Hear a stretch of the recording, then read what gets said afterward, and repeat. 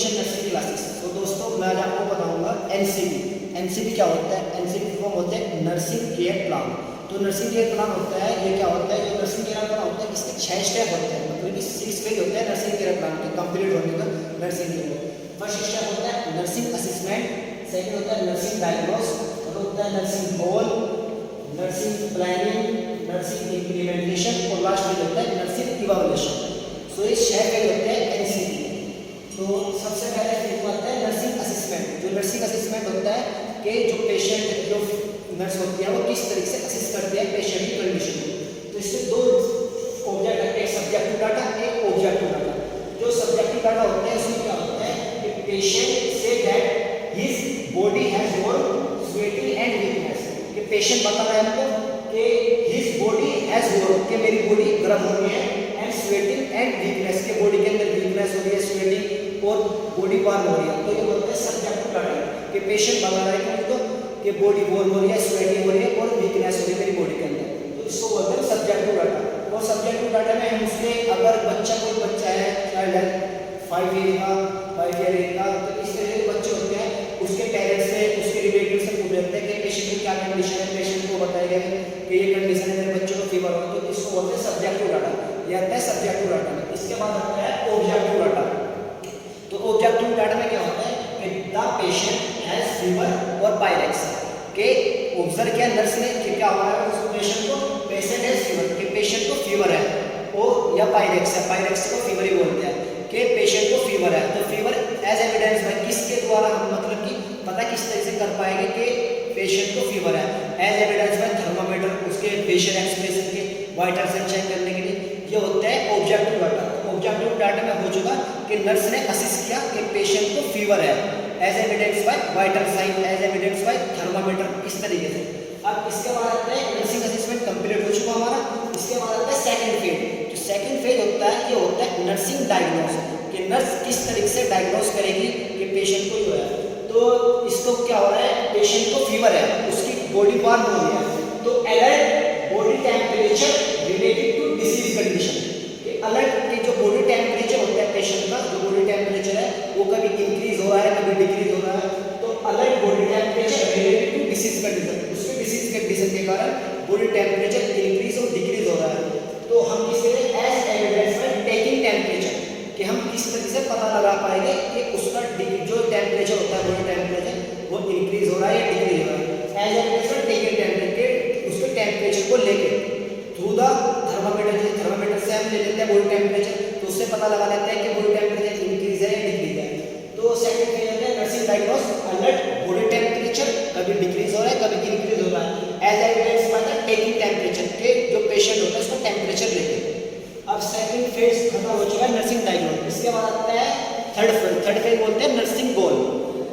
तो नर्सिंग गोल हमारा क्या है कि पेशेंट को फीवर है, लाइक पेशेंट को फीवर है, फीवर, तो हमारा गोल क्या है? हमारा गोल यह है कि जो फीवर है उसको रिड्यूस कराना है। हमारा गोल क्या है कि जो फीवर की कंडीशन है, जो फीवर की प्रॉब्लम है उसको कम करना है, उसको डिक्रीज करना है, उसको प्रॉब्लम से उसे रिलैक्स देना है। तो to reduce the body temperature. Third phase में nursing goal, nursing to reduce the body temperature, कि जो बॉडी टेम्परेचर, पेशेंट को बॉडी टेम्परेचर इंक्रीज हो रहा है तो उसको रिड्यूस करना है। हमारा गोल तो ये हो चुका। नर्सिंग गोल होता है कि जो बॉडी टेम्परेचर है उसको रिड्यूस कराना, ये होता है थर्ड फेज। इसके बाद आता है फोर्थ फेज। इसमें आता है नर्सिंग प्लानिंग, कि नर्स क्या प्लान करेगी उसके बॉडी टेम्परेचर को डिक्रीज कराने में। जैसे उनका बॉडी टेम्परेचर इंक्रीज है तो उसको भी डिक्रीज कराना, डिक्रीज हमारा गोल ये होगा कि डिक्रीज कराना। इसके प्लानिंग के किस किस तरह से डिक्रीज करेंगे, तो असेस द वाइटल साइन, पहले उसे देख लेंगे, उसे चेक करेंगे कि उसका बॉडी टेम्परेचर इंक्रीज हुआ डिक्रीज हुआ, तो उसको असेस कर लिया कि इंक्रीज हो रहा बॉडी टेम्परेचर। तो इसमें प्रोवाइड कोल्ड स्पॉन्ज, उसको प्रोवाइड कर देते हैं कोल्ड स्पॉन्ज। कोल्ड स्पॉन्ज बोलते हैं ना, से पट्टी रख देते हैं, पानी की पट्टी, उसमें गीली कोल्ड में, कोल्ड पानी में रख के पट्टी रख देते हैं, जिससे जो बॉडी टेम्परेचर है वो डिक्रीज हो जाता है। तो प्रोवाइड द कोल्ड स्पॉन्ज, इसको प्रोवाइड करेंगे। प्रोवाइड हेल्थी डाइट, उसको बोलेंगे अच्छा खाना खाओ, उसको अच्छा खाना देंगे, वो provide the bold healthy diet के अच्छा खाना खाओ। Administer antipyretics as prescribed by the doctor, के जो हमारा गोल क्या था कि फीवर को रिड्यूस करना, तो एडमिनिस्टर करेंगे एंटीपायरेटिक्स। एंटीपायरेटिक्स जो फीवर को रिड्यूस करेंगे, पायरेक्सिया को रिड्यूस करा देंगे। फीवर के अगेंस्ट जो मेडिसिन है antibiotics as prescribed by the doctor, जो डॉक्टर ने लिखी है कि डॉक्टर ने लिखी पेशेंट को कि जो एंटीबायोटिक्स को देनी, तो वो प्रोवाइड कराने पेशेंट को। हमारी प्लानिंग है कि उसको प्रोवाइड कराने, हेल्थी डाइट प्रोवाइड कराने, कोल्ड स्पॉन्जी और एंटीबायोटिक्स जो होते हैं नर्सिंग प्लानिंग कि इसको ये प्रोवाइड करना। इसके बाद आता है नर्सिंग प्लानिंग होगी फोर्थ में। इसके बाद नर्सिंग इम्प्लीमेंटेशन के इम्प्लीमेंटेशन क्या है कि नर्सिंग प्लानिंग में ये चीजें प्रोवाइड करानी है। नर्सिंग प्लानिंग करा चुके, असिस्ट द वाइटल साइन, उसके मतलब जो वाइटल साइन है वो चेक कर चुके हम। इसके बाद है प्रोवाइडेड कोल्ड स्पॉन्जी, इसको कोल्ड स्पॉन्जी दे चुके, जो पेशेंट है उसको कोल्ड स्पॉन्जी दे चुके। ये आता है नर्सिंग इम्प्लीमेंटेशन के उसको प्रोवाइड करा चुके जो चीज। इसके बाद आता है प्रोवाइडेड हेल्थी डाइट के जो उसको फूड है जो है वो फूड दे रहे हैं वो हेल्थी हो, वो अनहेल्थी ना हो, जिससे वीकनेस भी रिड्यूस हो जाए, इतना हेल्दी हो कि हमें वीकनेस भी दिखाई दे। तो provided healthy diet. Administered antibiotics as prescribed by the doctor, जो डॉक्टर ने हमें मेडिसिन लिखी, लाइक उसने एंटीबायोटिक्स लिख दी तो उसको एडमिनिस्टर करा दे, उसको दे चुके, उसको बोलते हैं नर्सिंग इम्प्लीमेंटेशन के। नर्स ने अपना वर्क कर चुके, नर्स ने पेशेंट को एंटीबायोटिक्स दे चुके, वे ले चुका मतलब इनटेक कर चुका उसको डॉक्टर के द्वारा, जो डॉक्टर ने उसको लिख के दी। इसके बाद आता है नर्सिंग इवैल्यूएशन। जो नर्सिंग इवैल्यूएशन होता है ये 6 स्टेज होता है, ये लास्ट स्टेज होता है एनसीपी का, नर्सिंग केयर प्लान में लास्ट स्टेज होता है। इस स्टेज में क्या होता है, तो पेशेंट होता है body temperature has been reduce, कि जो उसका पेशेंट का बॉडी टेम्परेचर होता है वो रिड्यूस हो चुका। पहले उसका टेम्परेचर इंक्रीज था, उसको कंडीशन क्या उसकी बॉडी टेम्परेचर बहुत हो रही थी, वीकनेस हो रही थी, वो स्वेटिंग हो रहा है। तो लास्ट स्टेज में नर्सिंग इवैल्यूएशन आउटकम, किसी चीज का आउटकम निकलना, तो आउटकम में उसका body temperature has been reduce हो चुका, उसका body temperature and now the patient better feel, जो पेशेंट है वो अब बेटर फील कर रहा है। तो ये होता है नर्सिंग इवैल्यूएशन के उसकी कंडीशन को देखना, लास्ट में क्या मतलब उसका आउटकम निकालना। इसको तो सीखो एक बार हम फिर बताते हैं कि एनसीपी किस तरह से बनते हैं। तो इसमें जो एनसीपी होता है इसके 6 स्टेप होते हैं, nursing assessment, nursing diagnose, nursing goal, nursing planning, nursing implementation, nursing evaluation. तो इसके 6 स्टेप होते हैं। तो फर्स्ट स्टेप होता है नर्सिंग असेसमेंट। नर्सिंग असेसमेंट में 2 स्टेप होते हैं, subjective data, objective data. Subjective data वो होता है कि जो सब्जेक्ट से लिया जा रहा है, जो पेशेंट से लिया जा रहा है, पेशेंट बता रहा है कि मुझे फीवर है, मेरी बॉडी टेम्परेचर इंक्रीज हो रहा है, मुझे स्वेटिंग आ रही है, वीकनेस है, तो सब्जेक्टिव डाटा हो चुका है। ऑब्जेक्टिव डाटा क्या होता है कि जो नर्स होती है वो असेस करते हैं पेशेंट की कंडीशन, कि पेशेंट की कंडीशन देख ली तो उसको बॉडी टेम्परेचर उसका इंक्रीज हो रहा है थ्रू द टेकिंग, मतलब उसको टेम्परेचर देख के टेम्परेचर थर्मामीटर एज एविडेंस का थर्मामीटर से उसका बॉडी टेम्परेचर देख लेते हैं।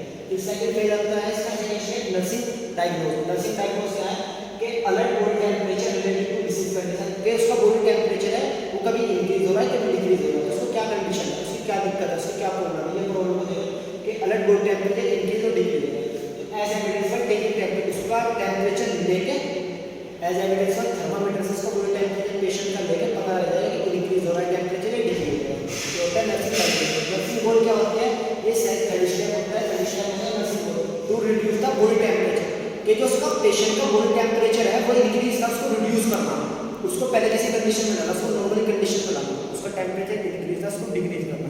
ये होता है नर्सिंग गोल।